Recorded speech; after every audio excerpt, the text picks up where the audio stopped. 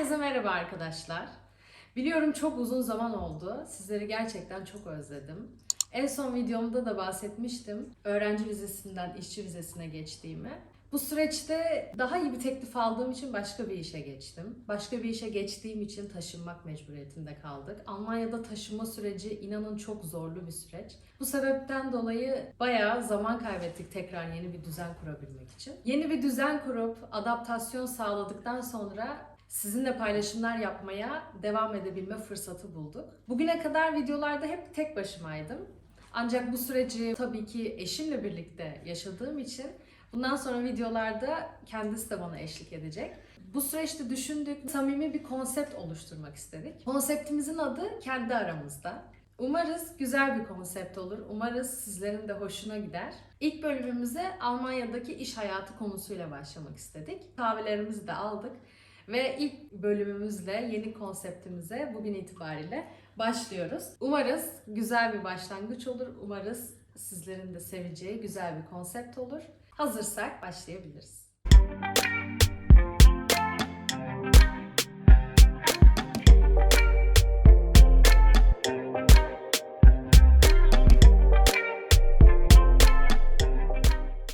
Evet, hoş geldin. Hoş buldum. Heyecanlı mısın? Ya açıkçası zaten hani video konusunda sana her zaman destek oluyordum. Eyvallah ama bu sefer hani senin edinmiş olduğun YouTube'daki ya da sosyal medyadaki arkadaşlarının önünde olmak ya bambaşka bir duyguymuş. Bu konuda açıkçası biraz heyecanlıyım. Ee, Ama onun dışında iyiyim. Keyfim yerinde. Her şey yolunda. O yüzden bence full gaz başlayalım. Tamamdır. Ben de çok mutluyum seninle birlikte böyle bir seriye başladığımız için diyelim ve Almanya'da iş hayatı konusuna giriş yapalım. Sen bu konu üzerine gerçekten çok çalıştın, çok hazırlandın, çok fazla da notlar aldın. Bizim bugün burada açıklayacağımız konuyu evet birçok arkadaş belki video çekerek çoktan açıkladı ama bizim amacımız burada bu videoyu diğer insanlara leke atmak, kıyaslamak, yalanlamak kesinlikle değil. Öncelikle arkadaşlarımızı bu konuda bilgilendirelim. Bizim amacımız bu tür videolarda eksik gördüğümüz konuları ele almak. Evet. Tabii ki de yani çoğu insanın söylediği konuya kesinlikle biz de değineceğiz illaki. Ama yani bu basit bir konu değil. Çünkü neden biliyor musun? İnsanlar Almanya'da çalışırken ya da Almanya'da iş ararken dikkat etmediği o kadar çok konu var ki. Bir de sen kalkıp örnek veriyorum İstanbul'dan Bandırma'ya taşınmıyorsun. Senin amacın bir ülke değiştirmek, yepyeni bir dil, yepyeni bir kültür, yepyeni bir günlük yaşama adapte olma isteği aslında. Hı hı. Yani herkesin kendine göre Almanya'da ya da Avrupa'da iş bulmak için haklı nedenleri var. Hı hı. Ve öncelikle bizim Türk toplumu olarak bu haklı nedenleri eleştirmememiz gerekiyor. Bence asıl bununla başlamamız gerekiyor. Çünkü neden? Sen de biliyorsun, senin de başlangıçta değindiğin gibi. Biz Türkiye'de tatil yaptık ve hani senin arkadaşların olsun, senin tanıdıkların, yakınların olsun, benim arkadaşlarım, tanıdıklarım, yakınlarım olsun. Bizim Almanya'da yaşadığımızı kim biliyorsa herkes bize hemen ilk şu soruyu soruyor. Nasıl Almanya'ya gelebiliriz? Evet, bu sene gerçekten bunu çok yaşadık. Herkes bunu sordu bize. İlk sordukları soru buydu. Tanıdığımız, tanımadığımız. Zaten o yüzden ilk bu konuyla başlamak istedik. Ya evet, şimdi haklısın. Sen zaten bu konunun çok fazla analizini yaptın da. Şimdi az önce de değindiğim gibi sen bir ülke değiştireceksin. Peki bunun için neler yapmaya hazırsın? Yani evet, aslında kulağa başlangıçta çok korkutucu geliyor. Avrupa'nın hangi ülkesine gidersen git, gerçekten kulağa çok korkutucu geliyor. Bir o kadar da çok güzel geliyor. Ama her ülkenin kendine göre dezavantajları, avantajları, imkanları var. Yani bu o kadar basit bir şey değil. Ben ilk önce buradaki arkadaşlarıma şunu söylemek istiyorum. Evet, siz bir yola çıkmak istiyorsanız bu yolun sonunda hedeflerinize ulaşmak varsa o zaman kararlılıkla, istikrarlı bir şekilde emek vermeniz gerekiyor. Tabii ki emek vermeden bir yola çıkılmaz. Yani biz de bu yola çıkarken Artılarını, eksilerini düşündük. Bu yol her zaman sorunsuz bir yol olmayacak. Yani mutlaka sıkıntılar, zorluklar olacak. Gerçekten Almanya'ya isteyerek göç edenlerin şu ana kadar başarısız olduğunu görmedim. Yani sen ne düşünüyorsun bilmiyorum ama yani aslında bu Almanya özelinde değil. Yani bir şeyi ne kadar istersek, ne kadar emek verirsek, ne kadar inanırsak o kadar da zorluklarla baş ederiz diye düşünüyorum ki biz de bu süreçte çok zorluklar yaşadık. Hep yüksek motivasyonla devam etmeye çalıştık. O yüzden de başarılı olduğumuzu düşünüyorum. Yani en büyük kilit nokta bana göre gerçekten istemek, emek vermek ve sonucunu beklemek diye Bu düşünüyorum. konuda sana katılıyorum. Ben de şunu eklemek istiyorum. Evet, istemek, emek vermek çok güzel. Katılıyorum. Bunlar zaten kişisel motivasyonu kaynağı ama bence asıl olay ne biliyor musun? Hedef koymak. Çünkü neden? Az önce dediğim gibi herkesin, göç etmek isteyen herkesin ya da göç etmiş olan herkesin kendince haklı sebepleri var. Kimisi ekonomik diyebilir, kimisi özgürlük diyebilir. Biz şu anda bu konulara değinmiyoruz. Zaten değinmeye kalksak günlerimizi alacak. Ve biz yani hani bir taraf olma amacında da değiliz. Benim şu anda yani kendi adıma söylüyorum. Bu tür videoları çekerken insanlarda öz bilinç oluşturmayı da istiyorum. Çünkü buraya sen de biliyorsun buraya gelip de bir ay sonra, 2 ay sonra yok işte ben burada çok mutsuzum, yok işte ben burada çok sıkılıyorum diyen insanlar çok. Yani sen bambaşka bir ülkeye geliyorsun. O ülkenin toplumsal yapısını, günlük hayatını araştırmadan, etmeden kalkıyorsun, ülke değiştiriyorsun ve örnek veriyorum kendi ülkendeki gündeliklerini burada da bulabilmeyi umuyorsun. Hayır, böyle bir dünya yok. Her ülkenin kendine ait bir Kültürü, kuralları. yaşamı, her şeyi var. Her şeyden önce de dili var. Arkadaşlarımız Türkiye'de alışık oldukları düzenlerini, alıştıkları kavramları, kültürü farklı bir ülkede bulma niyetiyle gelmelerini yanlış buluyorum. Yani o zaman hayal kırıklığı büyük, fazla oluyor. Evet, bu konuda sana katılıyorum. Ve bu sene insanların bize Almanya nasıl gelebilirim sorularının ardından gelen ikinci soru ya da endişe diyeyim. Hep şöyleydi. Almanca ama zor bir dil. Almanlar soğuk diyorlar. Almanya'da sosyal hayatın buradaki gibi olmadığını söylüyorlar ama diye hep böyle yaklaştı insanlar bize. Böyle sorular sordu. Bu endişelerini belirttiler bize. Yani sen bir ülke için bu kadar çok tereddüte sahipsen o zaman konuştuğun ülke sana uymayan bir ülkedir. Ben böyle bakıyorum hayata. Yani Almanca zor, sosyal hayat sıfır gibi kulaktan dolma bilgilerle sen motive olmuş bir yola motive olmayarak devam ediyorsun. Ya da Daha kendini demoralize ederek devam etmeye daha çalışıyorsun. yolun başındayken Evet. bile böyle endişelerin varsa doğru söylüyorsun. Sana katılıyorum. Almanca öğrenmek zormuş diyorsun. İyi de denedin mi? Herkesin dil öğrenme kapasitesi kesinlikle farklı. Denedin mi? Bence Almanca fonksiyon gibi. Yani sen bir kere bir baktın mı bu dil ne diyor? Evet, Almanca zor bir dil mi? Evet, kesinlikle zor bir dil. Ama bunu sen de kabul etmelisin ki Almanca Almanya'da zorunlu bir dil. Ki Evet. olması gereken de bu zaten. Arkadaşlarımız mesela İngilizce yeterli değil mi? İngilizce de Almanya'da iş hayatına atılamaz mıyım? Böyle sorular da var. Yani ama biz de çevremizde arkadaşlarımızdan gördüğümüz kadarıyla İngilizce ile gelip 4-5 yıl sonra ya Almanca öğrenmeye mecburum sanırım. Yani mesela iş değiştirecek diyelim arkadaşımız. İngilizce ile çalışmış. Tabii ki İngilizceyi kabul eden, İngilizceyi ikinci dil olarak önem veren birçok firma var. Evet. Ama ana dil olarak İngilizce Almanya'nın genelinde yetersiz. Başka iş tekliflerini değerlendirme yoluna girdiği zaman insan Almanca'ya her halükarda ihtiyaç duyacaktır. O yüzden Almancayı ikinci plana atmamalı ve ertelememeli. Yani Almanya'ya göç etmek isteyen bir insan Almanca'ya bir giriş yapmalı en azından. Ve sonra bu dil eğitiminde hem çalışırken de burada devam ettirebilir. Doğru söylüyorsun. Komple zaten bir dili öğrenmebilmek için o ülkede yaşamak gerektiğini zaten savunuyoruz. Bu yüzden arkadaşlarımıza hani ufak bir uyarımız bu konuda da Almanya'ya göç etmek istiyorsanız Almancayı en azından bir giriş yapıp Almanya'ya gelmenizi tavsiye ediyoruz. Ya ben şöyle bir şey söylemek istiyorum. Şimdi YouTube'da Yüksel abi var. Ben Yüksel. Hı hı. Instagram'da da var.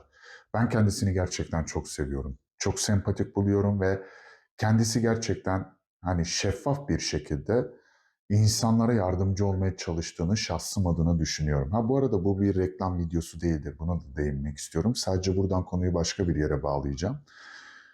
Yüksel abi videolarında Almanca bilmeden de Almanya'ya gelmek mümkün diyor. Evet, Almanca bilmeden Almanya'ya gelmek mümkün. Ama Yüksel abi bence burada şunu kastetmiyor. Yani aman Almancayı boş ver. Sen yeter ki gel Almanya'ya, bir türlü gider. Yüksel abi bunu kastetmiyor ki. Yüksel abi bir kere buraya getirmeye çalıştığı her türlü insanla gördüğüm kadarıyla gönül bağı kuruyor. Ve yani gönül bağı kurduğu için de bu insanların burada tutunabilmesini umuyor. Bu nedenden dolayı burada iş aslında sende bitiyor. Evet sen buraya Almanca bilmeden geldin. Mesela Köln'e geldin. Tamam mı? Köln'de Almanca bilmen gerekiyor mu? Gerekmiyor. Yani yaşadığın yere göre evet değişiyor, doğru söylüyorsun. Köln'ün büyük bir çoğunluğunda Türkler yaşadığı için evet orada çok fazla ihtiyaç olmadı, doğru. Evet ama bir Ausländerbehörde'de ihtiyacın var. Tabii ki. Bir Arbeitsamt'ta ihtiyacın var ya da Agentur für Arbeit'ta ihtiyacın var. Senin sonunda buna ihtiyacın olacak. Yani evet sosyal medyada şu olay var. Hani dil bilmeden de Almanya'ya gelmek mümkün. Tamam gelmek mümkün, yaşamak değil. Çünkü neden? Aynı problemi biz yaşadık. Bize de mecburi sebeplerle ya da zorunlu ya da keyfi sebeplerle bir sürü sığınmacı ya bir sürü sığınmacı geldi. Baktığın zaman bu adamlar bizim dilimizi öğrenmeye gayret etmedi. Bizim gündelik hayatımızı öğrenmeye gayret etmedi. Kültürümüzü öğrenmeye gayret etmedi. Ama sonunda ne oldu? Ama biz bu insanları Almanya'nın bizi zorunlu tuttuğu gibi bir entegrasyon sürecine de tabi tutmadığımız için şimdi senle ben özellikle bu sene fark ettik. Bir sürü yerde büyük bir yani özümüzün, toplumumuzun bozulmaya başladığını gördük. Biz zamanında ülke olarak bu tür adımlar atmış olsaydık ya da biz zamanında bilinçli insanlar olarak insanları buna düzgün ve saygılı bir şekilde teşvik etseydik o zaman belki de şu anda bu kadar bozulma olmayacaktı. Dil konusu bir toplumun en önemli konusu bence. Yani ardından kültür geliyor. Dil ise üçüncü sırada benim için gelmiyor. Üçüncü sırada benim için eğitim geliyor. Din çünkü özel bir hayat. Ama ben bu konulara girmek istemiyorum. Sonuç olarak senin de değindiğin gibi Almanya'ya Almancan olmadan gelebiliyorsun. Lakin bu burada yaşaman için yeterli değil. Yeterli değil, evet. Bu sana mutsuzluk getirir. Evet sen parkta, bahçede, diskoda, zartta, zurtta İngilizce konuşabilirsin. Hı hı. Ama bu senin hayatını idame ettirmen için yeterli değil. Özellikle iş hayatında. Almancanın gerçekten hayati önemi var bana göre. Kesinlikle katılıyorum. Ki düşünsene sen Almanca bilmiyorsun, İngilizce biliyorsun ama diyelim ki çok güzel bir firmada mesela bir müdürlük pozisyonu var. Şimdi ben sana bir şey soracağım. Kendi ülkende Türkçe bilmeyen bir insanı Türk çalışanlarına müdür yapar mısın? Yapmam. Ha, Soru işaretlerim olur. İkinci seçeneğim olur mesela. evet ya aynı şekilde bunu da düşünmek gerekiyor. Yani ben o ülkenin dilini öğrenmeden ben kariyerimde nasıl yükseleceğim ki? Evet. Kariyerinde Almanya'da bir kariyer hedefliyorsan ve bu kariyerinde sürekli yükselmek istiyorsan, yerinde saymak istemiyorsan o zaman sen mecburen bu dili öğrenmek zorundasın. Hı hı. Kendi kariyer geleceğin için. Evet. Tabii ki bazı spesifik meslekler var. Özellikle İngilizce. Ana dil gibi İngilizce bilen Ve çalışan dış isteyen. ticaret uzmanları mesela. Arkadaşlar biliyorsunuz daha önce Almanya'da iş bulmayla ilgili bir video paylaşmıştım. Hangi sitelerden iş aramalıyız, nasıl iş başvuruları yapmalıyız, nasıl hazırlanmalıyız şeklinde. Ancak önemli bir konuya değinmemiştim. Bugün bu vesileyle bu konuya da değinmek istiyorum. Aslında biz de bu konuyu çok sonradan öğrendik. Evet, yani o yüzden o videoda da bunu ekleyememiştim. Ya zaten Almanya'da gerçekten her gün yeni bir şey öğreniyoruz. O yüzden bu da iş hayatı için çok çok çok önemli bir mevzu. O yüzden paylaşmak istiyorum.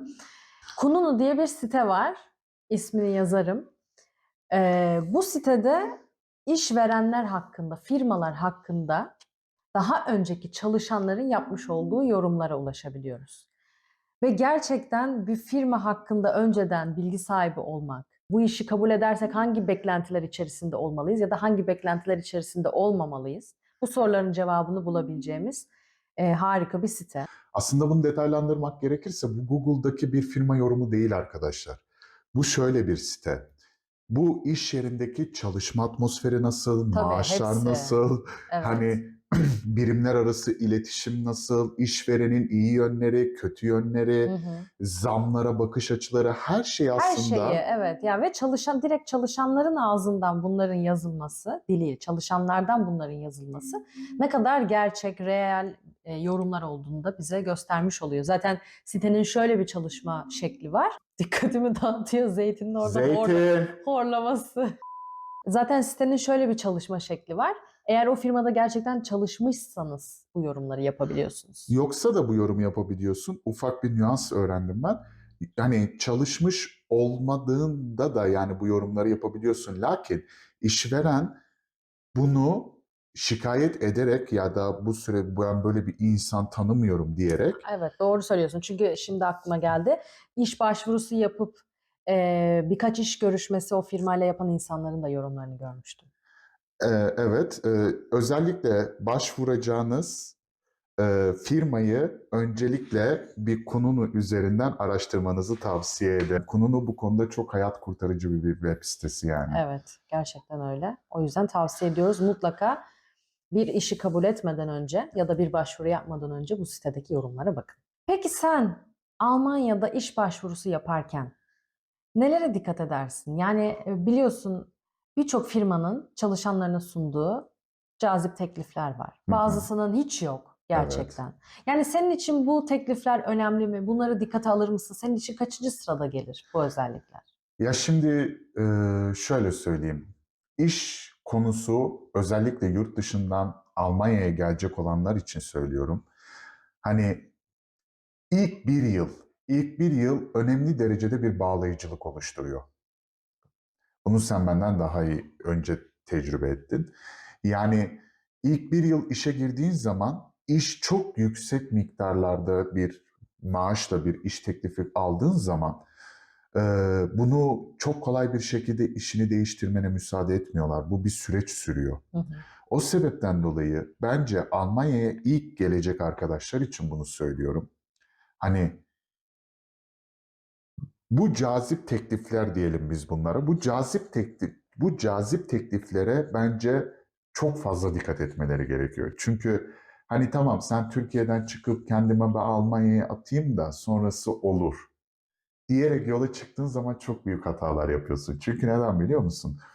Bu süreçte iş aramaya devam ettikçe ya da buradaki iş arama sitelerinden sana e-mailler geldikçe ve buranın dilini öğrenip, fırsatlarını öğrenip, hani neler kaçırdığını dönüp baktığın zaman insan Evet. aşırı derecede demoralize Evet. oluyor. Bir de insan sanki başlangıçta daha çok yeni olduğu için ülkede sanki kendine böyle bir tık haksızlık ediyor.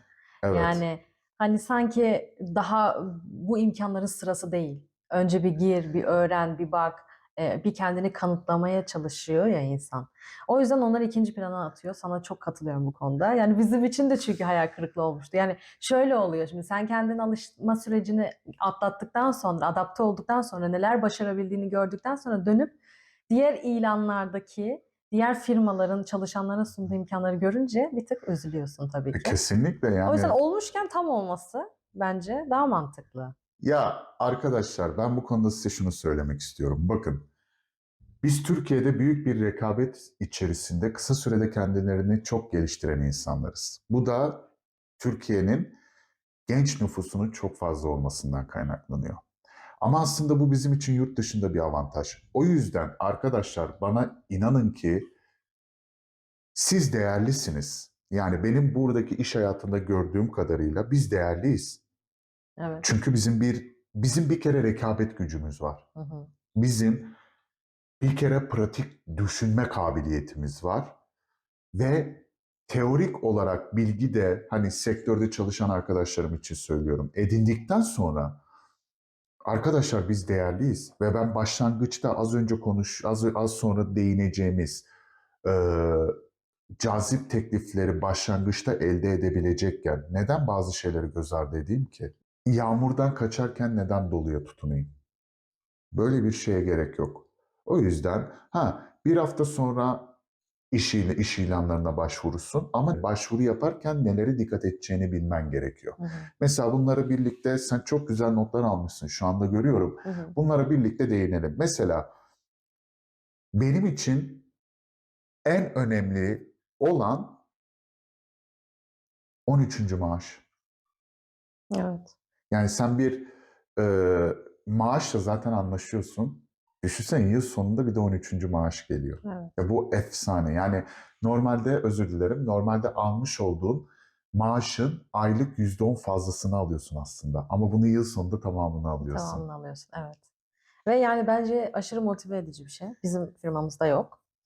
O yüzden şu an hayal ediyorum. Yani yeni bir, sanırım 13. maaş yıl sonunda veriliyor, doğru mu? Evet. Yani bu aslında Ya biraz... benim de duyduğum kadarıyla tam Hı. olarak %100 bilmiyorum. Belki de öyle anlaşılan adamlar vardır. Mesela aylık aylık da ödüyor olabilirler. Ama mantıken yıl sonunda verilmesi gerekiyor. Aslında bence şöyle de olabilir.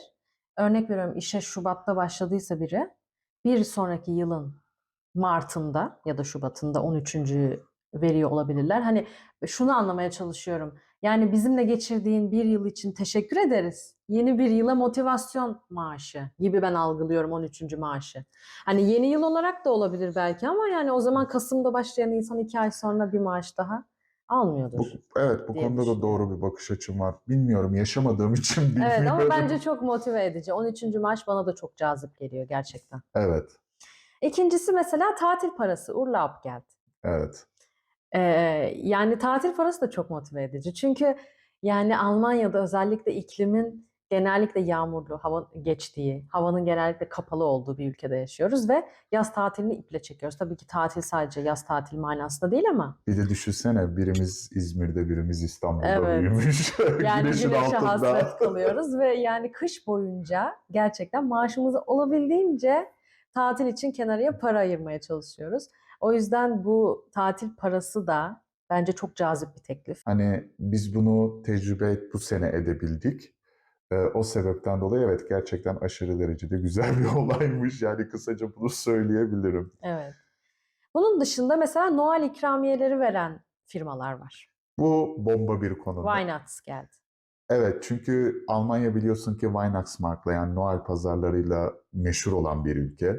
Yani kısacası haybeden gelen bir parayı bu tür pazarlarda kültürel olarak bilgilenmek için yani kültürel kendini geliştirebilmek için harcıyorsun ve bu senin cebindeki parandan gitmiyor. Gitmiyor, evet. Bu müthiş bir şey bence. Bence de. Bu da çok güzel ya. Yani o kültürden olmayan, şimdi Almanlar için zaten güzel ama Alman olmayıp bu kültürü yeni yeni tecrübe eden bizler için de güzel bir motivasyon. Yani bizi sanki birazcık da o pazarlara gidip o kültürü de bulunmayı, onların özel içecekleri var biliyorsun. Evet. Onlardan tatmayı, bizi yani buna motive eden bir para aslında. Evet, kesinlikle sana katılıyorum. Bunun dışında notlarıma bakıyorum. Geçtiğimiz Nisan ayıydı yanlış hatırlamıyorsam. Almanya genelinde 49 euroluk ulaşım bileti Deneme sürümünden tam sürüme geçti diyelim. Doğru. Sen istersen arabayla git işine. Sonuç olarak senin bir yıl boyunca alışverişe giderken, hafta sonu sosyalleşmeye giderken kullanabileceğin bir tren bileti veriyorlar ve bu bence çok güzel bir şey. Ayrıca spor imkanı sunan fitness center üyeliği veren firmalar var. Evet. Kendi bünyesinde bu spor salonları oluyor genellikle ve bunu ücretsiz kullanma seçeneği sunuyorlar. Ya benim en çok dikkatimi çeken olaylardan birisi de bisiklet kiralama olayları. Firma sizin için bisiklet kiralıyor. Bunun çalışma süresince kullanıyorsunuz ve sonra kapanış ücretini ödeyerek bisikleti sahibi oluyorsunuz. Yani bence bu müthiş bir şey. Özellikle elektrikli bisiklet almak için. Benim bir arkadaşım bundan faydalanmıştı. Herif 3.800 euroluk bisikleti 1200-1300 euro ödeyerek almış yani. Çünkü neden? Firmalar bunu gider olarak gösteriyor. Kadınların özel döneminde ücretli izin veren firmalar var. Evet, bunu ben de duydum. Bu gerçekten bunu duyduğumda ben şaşırmıştım ve çok takdir etmiştim. Bence bu da çok önemli bir avantaj. Evet, özellikle kadın arkadaşlarımızın bu konuya dikkat etmeleri gerektiğini düşünüyorum. Tabii ki de bunu her firma vermiyor. Hı hı. Ama böyle bir hakkın varsa bundan neden faydalanmıyorsun ki? Yani bunu veren firmalar Hı varsa hı. daha doğrusu. O sebepten dolayı evet, baktığın zaman bu güzel bir avantaj. Hı hı. Ve indirim kuponları veren firmalar var. Yani bu da daha çok kendi ürünlerini üreten Evet, firmaların sağladığı bir avantaj. evet.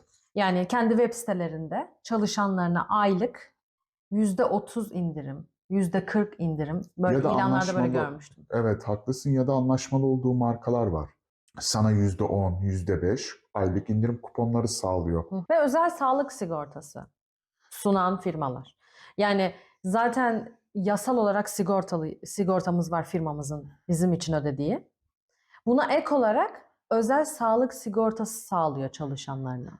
Evet ve bu da aslında senin mevcut olan sağlık sigortana kapsayıcı bir sağlık sigortası olmuş oluyor. Bence evet, bu da çok önemli bir şey yani. Almanya'daki yani sağlık sistemini, buradakini sen Hı biliyorsun. hı. Hani bence çok önemli bir şey.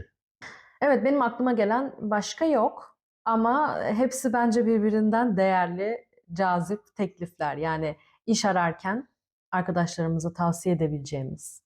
Sizin için de Göz önünde bunlardan, bulundurmaları gerektiği. evet, sizin için de bunlardan dikkatinizi çeken, size çok ilginç gelen, benim için gerçekten olmazsa olmaz dediğiniz varsa bu bahsettiğimiz cazip tekliflerde aşağı yorumlara yazarsanız seviniriz. Biz de üzerine birlikte tartışabiliriz ya da düşüncelerimizi paylaşabiliriz. Hatırlıyor musun Almanya'daki ilk iş günlerini?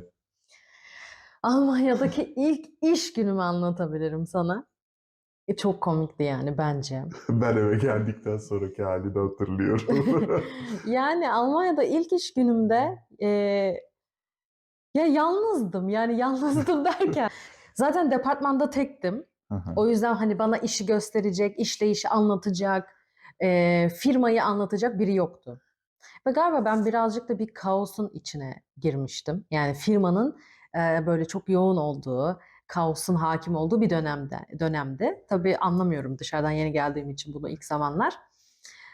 Valla öğlene kadar hani bana bir iş verilmesini bekledim. Kendimi işe yarayan biri gibi hissetmek istedim. Yani çünkü Türkiye'de çalışırken hep öyleydi. Yani hani boş durmak gibi bir kavram yoktu bizim iş yerinde. Yani biz As beraber çalıştık seninle zaten. evet. İstanbul'da birlikte çalışıyorduk. Yani yanlışsam söyle hani ilk iş günümde bile İstanbul'da bana iş yani adım attığım an firmaya bana iş verildi. Yani boş durmayayım diye mesela ben evrak düzenlemiştim ilk iş günümde. Yani alakası yok Evraklar ne işimle. nereye geliyor? Hiçbir fikrim yok. Türkiye'deki iş hayatında şöyle bir kavram var. Boş duramazsın çünkü sana o an boşuna para yazılıyor. Ya aslında şöyle bir nüans var. Bir işe başlayan yeni bir personelin bir adaptasyon sürecine ihtiyacı var. Hı hı. Yani bu o kadar basit bir konu değil ki. Bir de yani bak mesela düşün, sana belge işi vermişler. Yahu belge demek şirketin özel işleri demek. Hı hı. Yani sen hangi belge nereye girecek, ne yapacaksın, ne diyeceksin bunları bilemeden. Yani nasıl buna yani nasıl sana bu Evet, görevi komikti verebiliyorlar ki? gerçekten. İşte bu sebepten dolayı mesela Almanya'da bu çok farklı. Çünkü Almanya'da bir Einarbeitung deniyor ona, bir adaptasyon süreci var.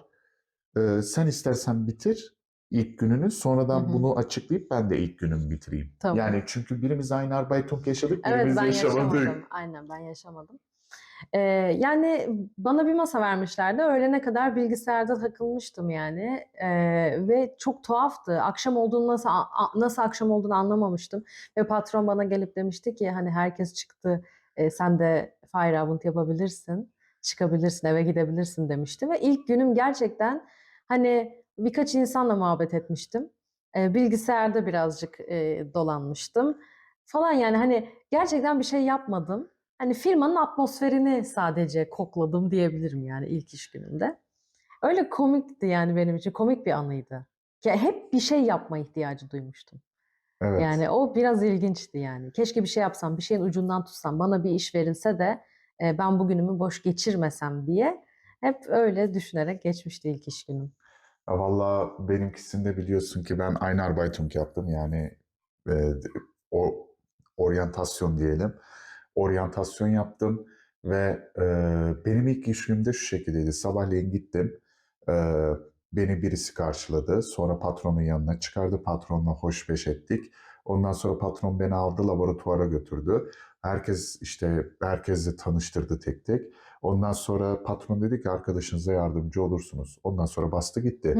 Tabii öğle vaktine kadar ben hani insanlara nereden geldiğimi, hangi sektörlerde çalıştığımı, ne mezun olduğumu hep bunları anlattım. Tanıştınız Evet, yani, tanışma evet. oldu. Ondan sonra öğleden sonra senin yaptığın gibi ben de mesela Almanya'daki bilgisayarların klavyesindeki tuşları ezberlemeye çalıştım. Çünkü yapacak bir şeyim yok. Evet. Yani sen bir proje yürüten bir insana gidip de yani sen ne yapıyorsun, nasıl yapıyorsun diyemezsin. Diyemiyorsun, Dememen de evet. gerekiyor zaten etik olarak. Evet. Ha, o sana kendiliğinden açıklamak isterse açıklar ama şimdi herkesin zaten adamlar seninle öğlenin ortasına kadar bir vakit kaybetti. Hı hı. Yani öğleden sonra da bunu telafi etmesi gerekiyor doğal olarak. Mesela benim ilk günüm de böyle geçmişti. Bu mesela benim için garip bir anı aslında anlatabiliyor muyum? Çünkü neden? Senin de değindiğin gibi biz Türkiye'de buna alışık değiliz ki. Değiliz. Gerçekten değiliz. Ve benim sadece ilk iş günüm değil, birkaç haftam aslında birazcık böyle geçti. Yani bana gerçekten sorumluluk alacağım şekilde işlerin verildiği herhalde 3. haftadan itibarendir. Ya tabii ki bu güzel. Hı Neden hı. güzel? Sindire sindire insanları tanıma, nasıl bir işleyiş olduğunu anlamak için güzel bir fırsat. Ve şunu anlıyorsun aslında. Sana baskı yapılmıyor. Üzerinde bir baskı yok. Stres altında kalmıyorsun, bir ön yargı da yok. Yani sen böyle hep boş oturup yani keyif yapacakmışsın gibi bir izlenim oluyor ya Türkiye'de. Öyle bir şey yok. Yani işçiye bir güven var hangi milliyetten olursa olsun. Ben bunları gördüm. Yani baştaki endişelerimin hiçbirini yaşamadım işe başladığımda. Bu yüzden bunu ben olumlu yaklaşıyorum bu konuya. Yani Almanya'daki ilk iş günleri, motivasyon süreci, yani işverenlerin bu konuda çok fazla baskı yapmadığını düşünüyorum, rahat bıraktığını ve zaten zamanı geldiğinde onlar için faydalı bir çalışan olacağına inandıkları için, bu bilinçte oldukları için seni bir süre rahat bıraktıklarını düşünüyorum. Yani ben böyle tecrübe ettim. Ya ben de katılıyorum. Ben de aynılarını söyleyebilirim. Hatta ben şu maili atmıştım. Yani e, normalde hani ben daha çok şeyler yapmak istiyordum. Çünkü Türkiye'de öyle ya hani kendini kanıtlamaya çalışmak zorunda. Yani kendini kanıtlamak zorundasın kısa bir süre içerisinde. Ben adama özel olarak mail atıp adama diyordum ki bana ekstra iş verir misiniz? Yani ben işimi bitirdim. Çünkü neden? Zaten o sektörde benim biliyorsun ki 14 yıllık tecrübem vardı. Ve yani milletin 3-4 saatte yaptığını ben reçeteye baktığımda zaten direkt anlayabiliyordum. Stabil olacak mı, olmayacak mı bilmem ne. Yani ben kendim talep ediyordum. Ama o kadar haklısın ki adamlar çok rahat çalışıyor. Evet. Efsane rahat çalışıyor. Yani bir kere görev dağılımı adil.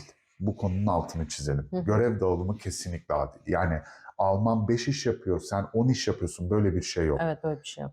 Yani özellikle ben böyle bir şeye şahit olmadım. Yaşayan arkadaşlar da varsa acı tecrübelerini bizimle gerçekten paylaşsınlar ki biz de bilinçlenelim. Peki mesela alışma sürecinden sonra senin için hani en rahatlatıcı olan kısım neydi? Neydi biliyor musun? Kimse kimsenin kuyusunu kazmıyor. Gerçekten. Evet, Yani kimse senin başarısızlığından keyif almıyor. evet, Senin başarısızlığının hatta üstünü kapatmak için sana yardım bile ediyor. Ben bunu gördüm. Ve evet. bu o kadar değerli bir şey ki iş hayatında insana huzur veriyor. Yani evine gittiğin zaman yani işini kaybetme korkusu, birinin iftirasına uğrama riski, bunlar yok. Ya da seninle dalga geçilme riski. Ya da seninle dalga geçme riski. Evet, bir takım olabiliyorlar sanki ya Almanya'da iş hayatında. Yani bence bunun da sebebi şu. İnsanlara hak ettiği değer %80 diyeyim. Çünkü sadece kendi işverenlerimizden ve iş yerlerimizden yola çıkarak bu yorumları yapabiliyoruz. Bir de çevremizden. Yani dolayısıyla bir genelleme de yapmak istemiyorum. Belki çok kötü tecrübesi olan insanlar vardır. Bir takım olabiliyorlar. Yani takım olabildikleri için de birbirlerinin eksiklerini tamamlayabiliyorlar. Evet, mesela bu konuda benim takım arkadaşlarım, ya bu videoyu kesinlikle izlemeyecekler ama yani Faysal, Yvonne, Francisca, Annabel, e, gerçekten kendilerini çok özledim. Mesela Victoria Victoria, evet. çok özledim.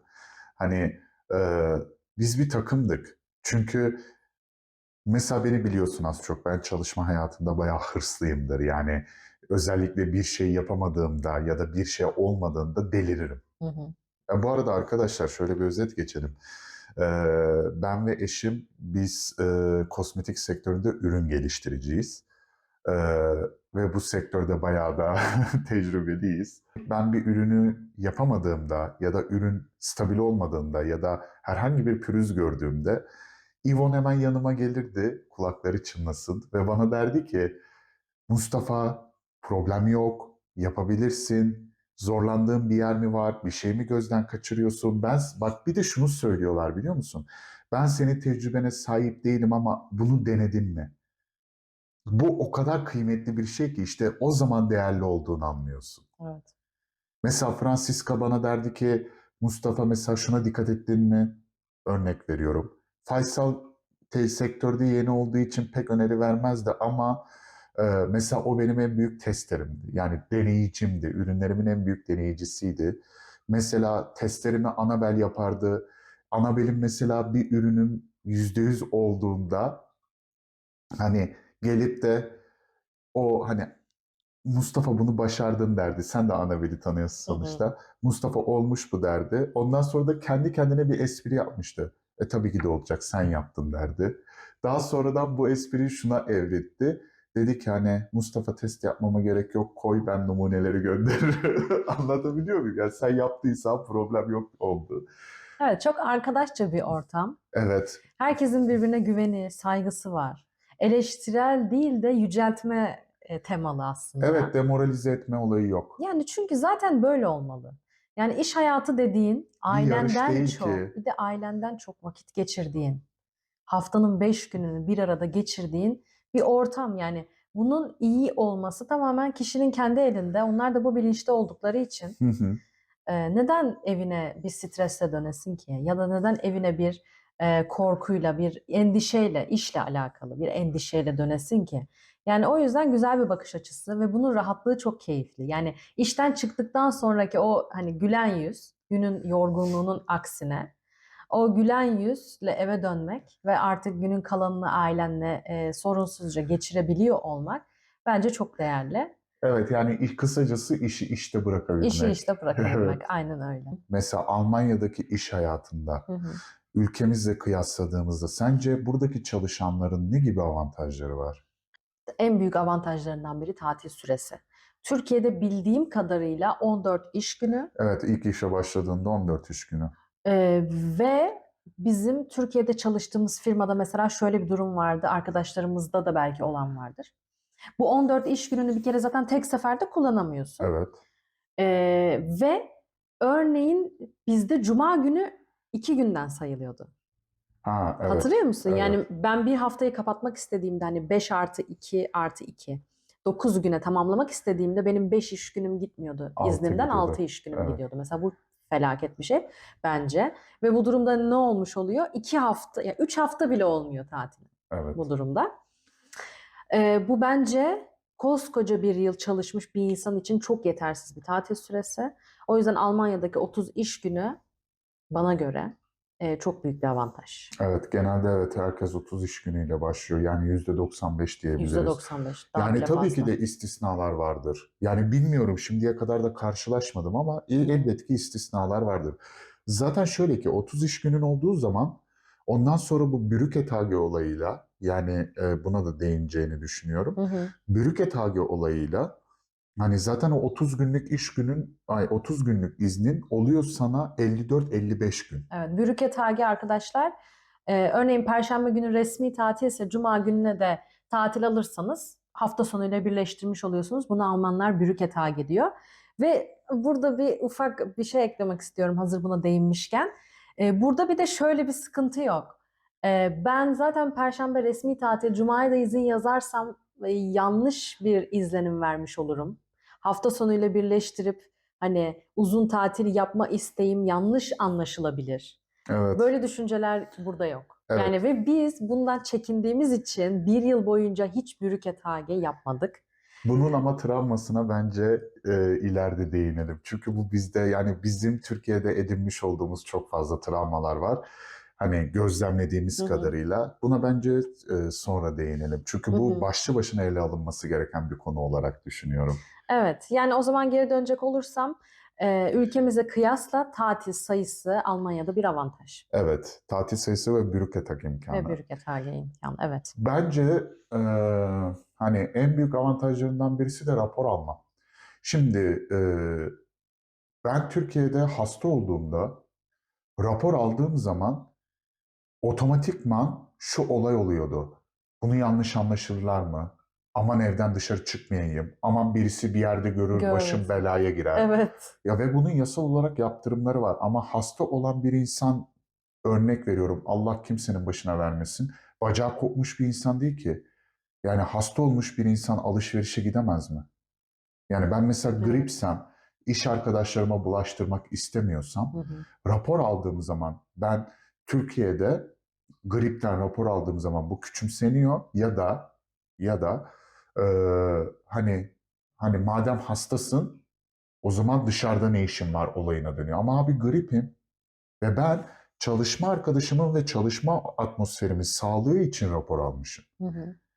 Ve yani e, Almanya'da bu yok. Sen hastaysan Almanya'da bu yok. Kimse neden hasta olduğunu sorgulamıyor. Ya da kimse mesela arkandan şunu söylemiyor. Ama dün iyiydi. Evet, Yani nasıl oldu da bugün hasta oldu? Kesin tatile bir yere gitti mesela. evet Böyle doğru. bir düşünce olmuyor. Evet. Hatta zaten biliyorsun, o insanı tatil yapmak için krank yazdığını da biliyorsun. Ama burada yasalar o kadar kuvvetli ki, yani mesela bir işveren bir çalışana senin neyin var diye soramaz. Evet, bu da çok güzel. Çünkü neden? Sen de biliyorsun, rapor aldığın zaman senin bir hastalık kodun var Hı hı.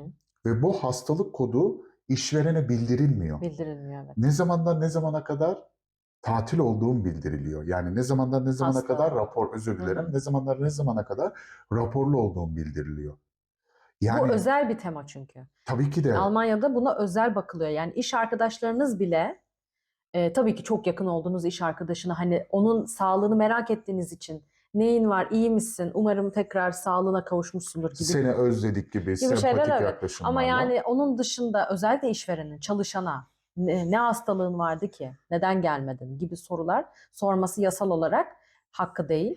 Tabii ki şurada şöyle bir nüans da var. Yani şimdi biz travmalı olduğumuz için Türkiye'den, hani biz, affedersiniz, salak gibi söylüyorduk. Evet, söylüyorduk Ama yani. aslında bu çok büyük aleyhinize kullanılabilecek bir durummuş Evet, arkadaşlar. kimseyi ilgilendirmiyor burada çünkü sizin hastalığınız ne oldu, neden rapor aldınız kimseyi ilgilendirmiyor. O yüzden buradaki Sorgulanmıyor. sorgulanmıyor, evet. En güzel rahatlığı bence bu. Hı hı, Hiç kimse benim raporumu sorgulamıyor. evet. Efsane bir şey yani. O yüzden Almanya'daki rapor alırkenki rahatlık da bir avantaj. Bu arada tatil günleriyle ilgili aklıma gelen bir şey de paylaşmak istiyorum. Arkadaşlar, Almanya'da izin aldığınız zaman işveren ya da çalışma arkadaşlarınız, konu ne olursa olsun, sizi arayamazlar. Aa, evet. Bu efsane bir şey. Düşünsenize, siz diyorsunuz ki, tabii buradaki bir de hani devir teslim töreni diyebiliriz. Bir devir teslim töreni oluyor siz izne çıkmadan önce. Mesela bizim kendi işimiz için ben hangi projedeyim, müşteriden ne gibi cevaplar geldi, her konuda çalışma arkadaşlarımı bilgilendiriyordum Hı hı. tatilden önce. Çünkü benim projelerim çalışma arkadaşlarımın arasında adalet açısından Hı dağıtılıyordu.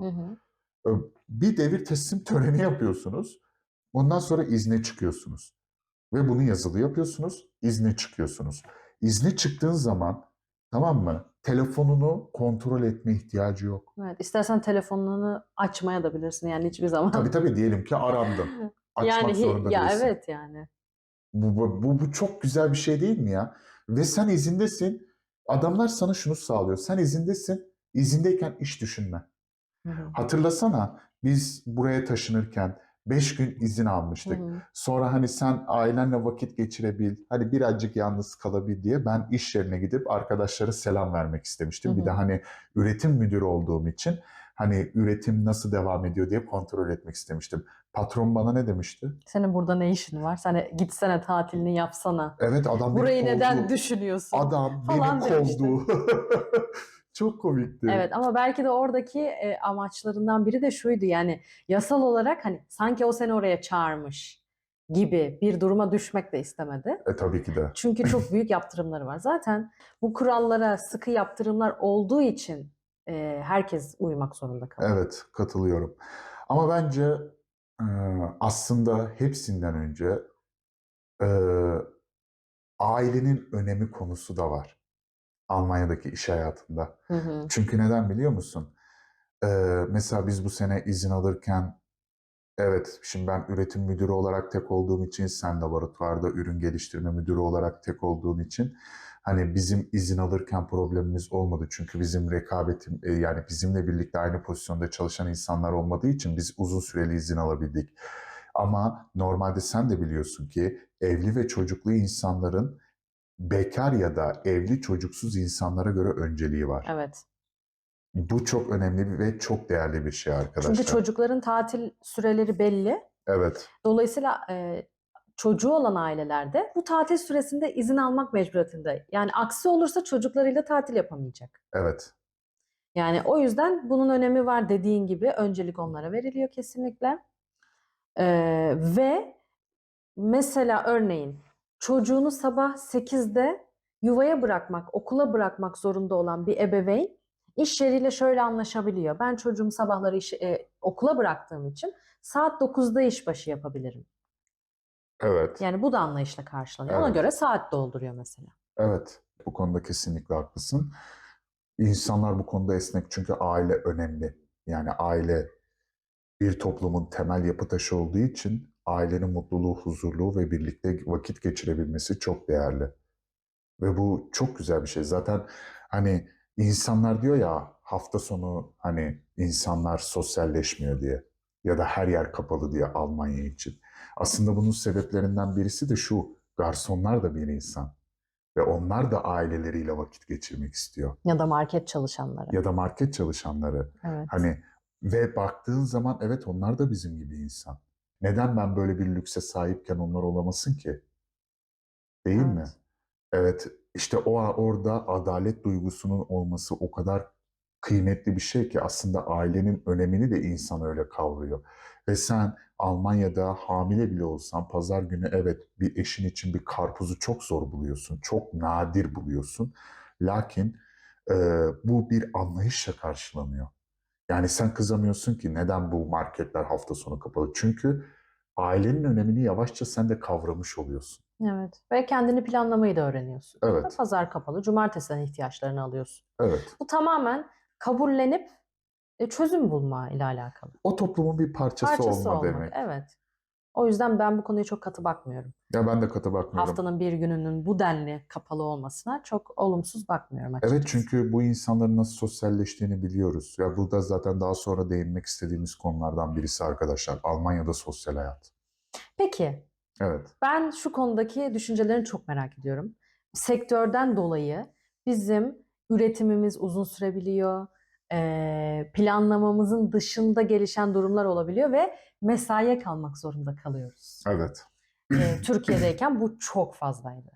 Yani ve Ya buna mecbur Türkiye'deyken bırakılıyorduk. Zaten bizim tercihimizde bırakılmıyordu bu. şöyle düşün. Türkiye'deyken 7.50 ay 5.55 geçe gelip adam arkadaşlar paydos yapmıyoruz 6'dan sonra çalışıyoruz dediği Evet. zamanları hatırla. Ve 6'dan sonra planın var yok kimsenin umurunda olmazdı. Hiç kimsenin gece 2'ye kadar. Evet.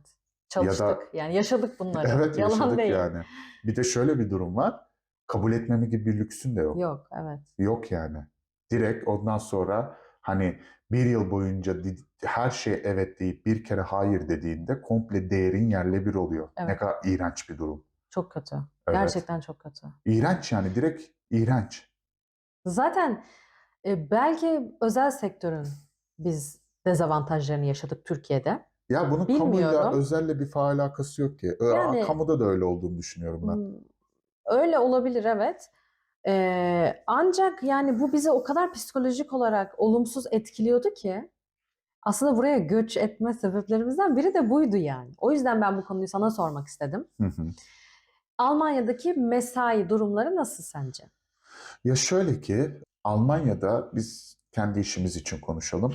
Eğer siparişlerin arttıysa ve mesai yapman gerekiyorsa zaten mesaiden önce şöyle bir çözüm aranıyor. Shift çalışması. Yani insanları bölüyorlar. Sabah shifti, öğle shifti ya evet. akşam shifti diye. Gece de var. Gece de var. Yani insanları bölüp dağıtıyorlar. O işin devam edebilmesi için mesela bana diyorlardı ki sen akşam 5'ten sonra gel 5'e kadar işte diğer arkadaş idare etsin. Hı hı. Bu olabiliyor ama bu üretim olan yani seri üretim olan yerlerde oluyor. Evet. Onun dışında mesaiye kalma gibi bir zorunluluğunuz yok. Hı hı. Mesaiye kalma gibi bir zorunluluğunuz yok. Yani sen hayır benim planım var dediğin zaman ne sana karşı bakış açısı değişebilir, ne Evet. mobbinge uğrayabilirsin, Hı hı. ne senin hakkındaki düşünceler değişebilir, ne de kaldığın için bir değer göreceksin. O da önemli. Evet, Yani evet, mesaiye kaldığın için sen daha değerli bir eleman olmuyorsun. evet olmuyorsun. Yani İş verilmiş çünkü oluyor. sen zaten iş saatleri içerisinde onlara verim sağlayabildiğin kadar, emek verdiğin kadar değerlisin. Yani işten sonra mesaide bu değeri veriyor olman ya da mesaiye kalıyor olman, feragat ediyor olman bir şeylerden bu senin değerini arttırmıyor. O Evet yüzden çok arttırmıyor. doğru söylüyorsun. Çünkü neden biliyor musun? Zaten senin çoğu insanın anlaşmasına göre adam sana mesai parası ödemiyor. Mesai parası ödemediği için Sen onu boş gün olarak boş gün kullanabiliyorsun. olarak kullanıyorsun. İyi de ben boş gün almak istemiyorum. Belki benim 50 gün tatilim var. Hı Örnek hı. veriyorum. Hı hı. Belki benim 50 gün tatilim var ve ben boş gün istemiyorum. Ben ailemle vakit geçirmek istiyorum. Hiçbir Evet. şey diyemiyor. Diyemiyor. Ve bana karşı tavrı da değişemiyor. Çünkü bu mobbinge girdiği için adamın anasını Hı ağlatırlar. hı. Zaten bir maksimum çalışma süresi var diye biliyorum. 10. Evet 10 saat 10 günde 10 saati yasal saat. olarak geçemez. Evet. O da 2 saat mesai demek zaten. Hı hı. Yani 2 saat mesaide kalmak zorunda gerçekten değilsin. Hı hı. Ha patronun sana gelir, rica eder. Sen bunu kişisel olarak kabul etmek istersin. Evet. Kalırsın ama ben mesela kaldım mı yani benim aslında durumum şu şekilde oldu. Sen de biliyorsun. Hani dediğin gibi ürünü makineyi kapatamayacağım durumdaydı ürün. Ha 15 dakika içinde, 20 dakika içinde ya da 1 saat içinde keyfi olarak Hı hı. bu ürünü düzeltip ondan sonra paydos yaptım. Ama bu benim kendi iş ahlakımdan Ya geliyor. inisiyatifin de bu senin. Evet İşten yani sonra bir planımız yoktu. Dolayısıyla sen kendini inisiyatif olarak kimse seni zorlamadığı tabii ki halde de. bunu kendi isteğinle yaptın. O Ya yüzden bir de dedim ya iş ahlakından kaynaklanıyor. evet. Çünkü ben eve geldiğim zaman Kafan rahat olsun kafam istiyorsun. rahat olarak uyumak istiyorum. Ve o problemi hani sen birazcık da benim yapımı biliyorsun. Hani o problemi benim çözmem gerekiyor. Hı hı. Çözmeden rahat edemiyorum. Galiba bu konuda biraz saplantılıyım yani.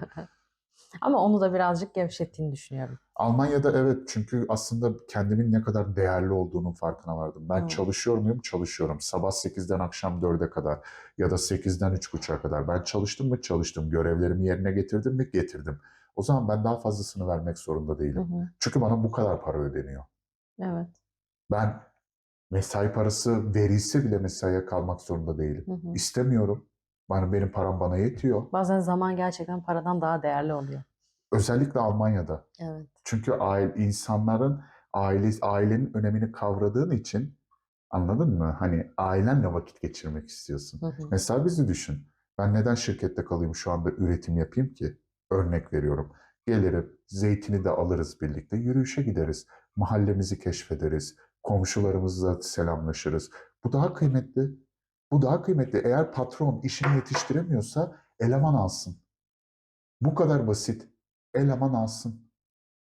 Eleman da Aynen. alması gerekiyor. Alması gerekiyorsa, almıyorsa ve senin de bunu gayet de reddetme hakkın var. Hı hı. Bu kadar basit yani. Cero senin için iş arkadaşları çok kıymetli. Peki sence Almanya'da iş arkadaşlığı nasıl? Almanya'da iş arkadaşlığı mesafeli.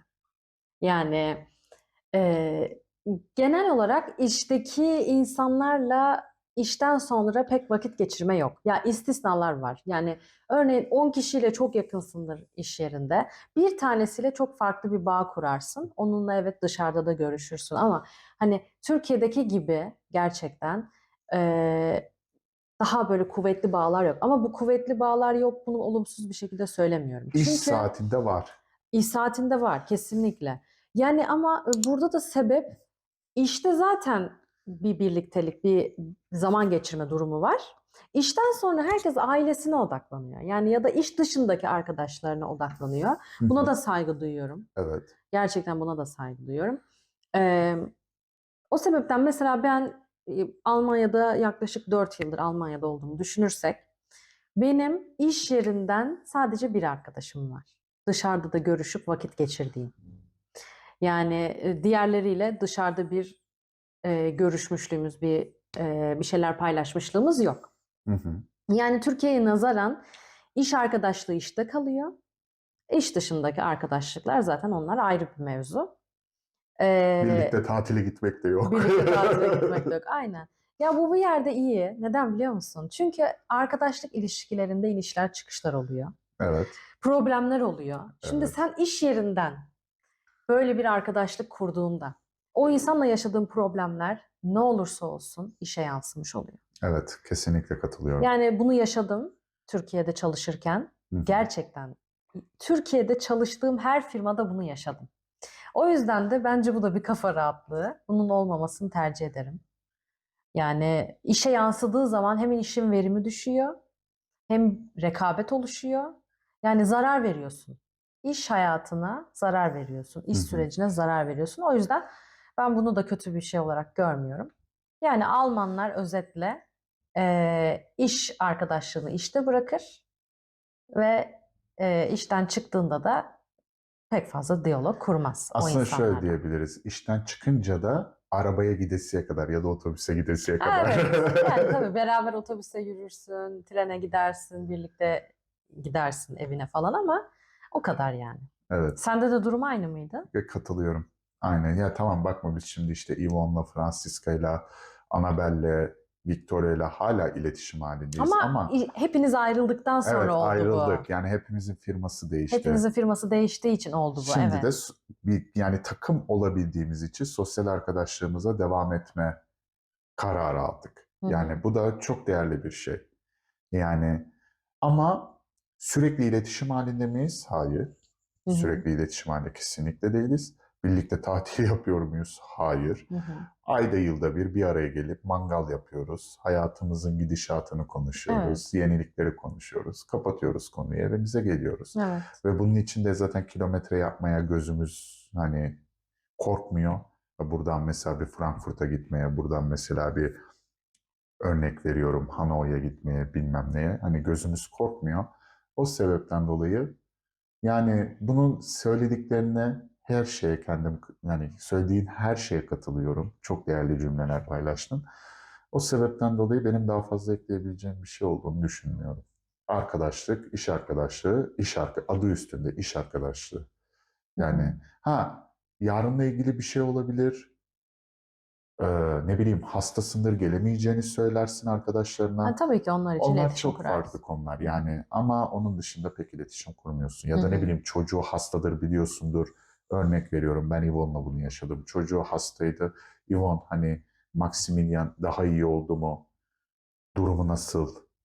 Torsten iyi mi? Evde mi? Bir şeye ihtiyacın var mı? Ceren'le ben yanındayız diye bunları söyleyebilirsin. Ama bunlara zaten cevap vermezler. Biliyorsun ki aile hayatının öneminden dolayı.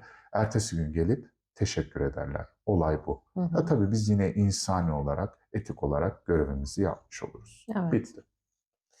Bu videoyu sonlandırmadan önce bir şey daha değinmek istiyorum. Almanların sosyal medyaya olan mesafesi. Evet. Yani mesela rapordan bahsettik, arkadaş ilişkilerimizden bahsettik. Bu insanlar sosyal medyayı o kadar az kullanıyorlar ki.